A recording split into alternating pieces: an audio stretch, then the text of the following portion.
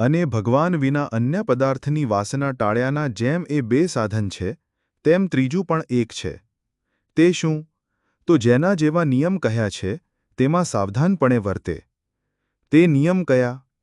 તો એક તો સ્વધર્મ સંબંધી નિયમ. તે કેમ? તો જેમ આત્મનિવેદી સાધુ બ્રહ્મચારીના નિયમ છે, તેમ જ આત્મનિવેદી ન હોય તો પણ સ્ત્રીને ન જોવાનો નિયમ રાખે તથા સ્ત્રીની વાર્તા ન સાંભળવાનો નિયમ રાખે. એવી રીતે પંચ વિષયના ત્યાગ સંબંધી નિયમને દ્રઢપણે સાવધાન થકો પાડે.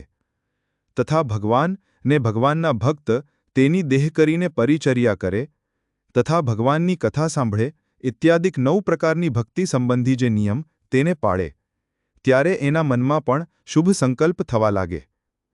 એવી રીતે 2 પ્રકારના નિયમમાં જે વર્તે, તો તેને વૈરાગ્ય ને ભગવાનને વિશે પ્રીતિ એ 2 ન હોય તો પણ તે થાય ને અતિશય બળિયો થઈ જાય ને એને પદાર્થમાં અશુભ વાસના ટળીને એક ભગવાનની વાસના દિવસે દિવસે વૃદ્ધિ પામતી જાય છે.